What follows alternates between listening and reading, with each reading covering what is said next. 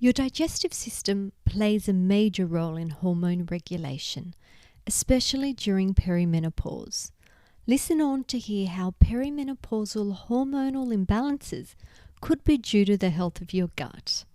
You're listening to Menopause Natural Solutions, episode 124, The Role of Your Digestive Health in Perimenopause.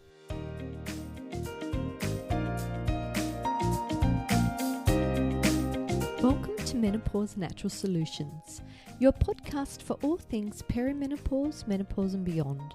Stay tuned as your host, naturopath Jennifer Harrington, explains how to use natural therapies to find your ultimate health and happiness during your transition.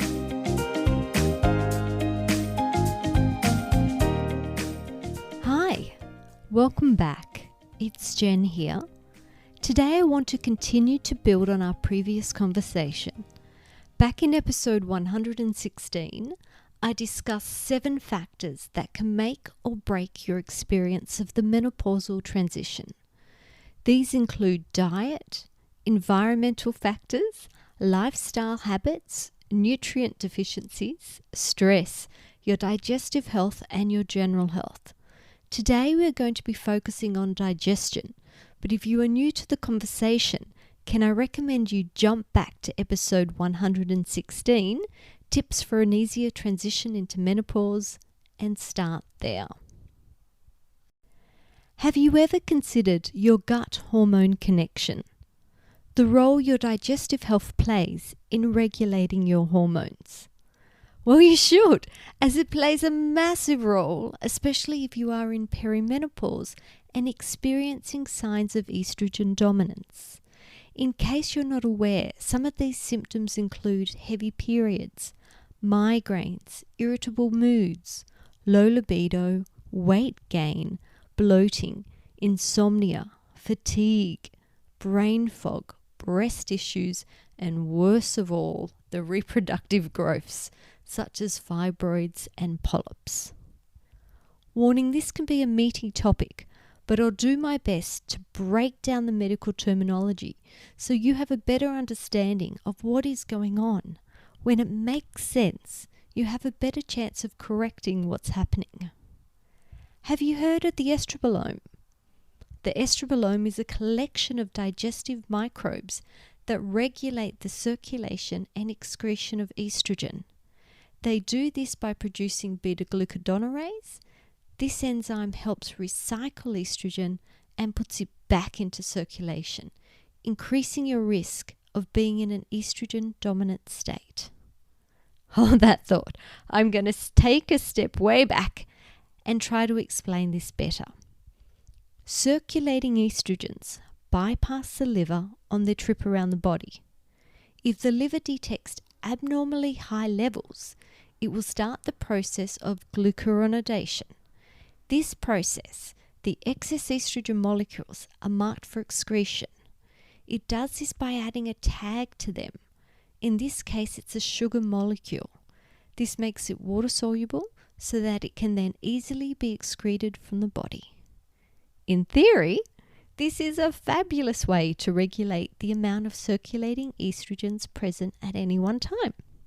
It works well, unless you have dysbiosis. Dysbiosis is an imbalance in your digestive microbial community. This means you have more bad bugs than good bugs.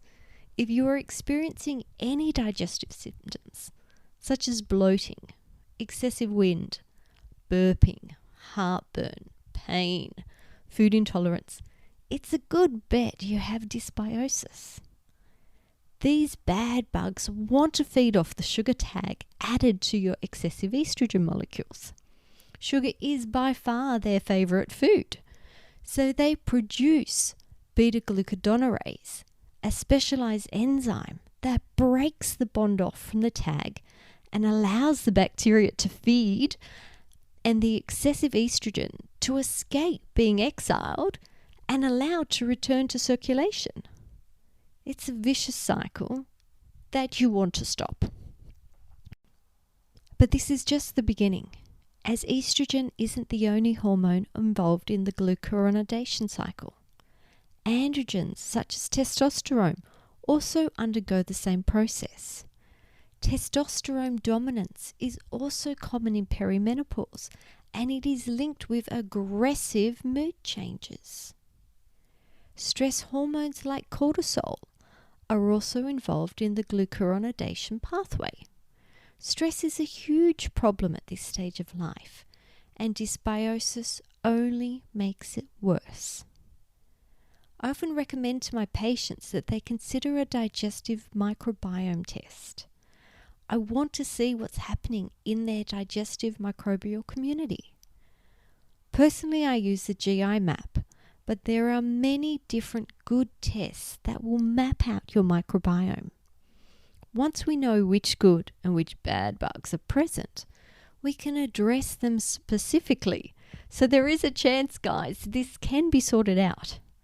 And the one thing I really love about the GI map is that it also identifies the amount of beta-glucuronoidase present.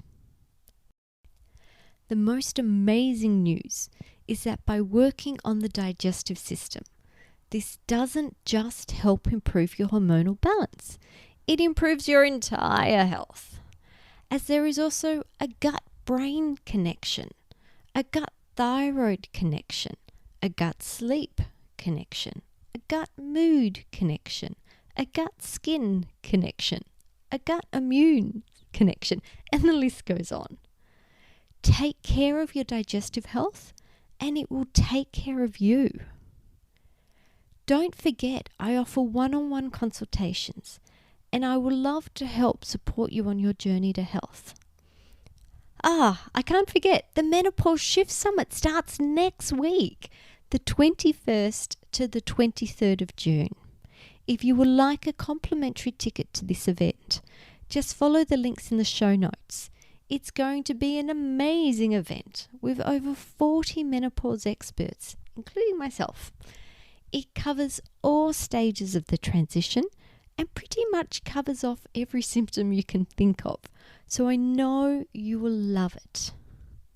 Next week is the final episode in this short series of tips for an easier menopausal transition, and we will be discussing the role of your general health.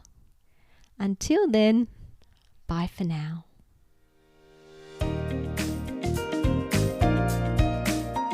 Thank you for listening to Menopause Natural Solutions.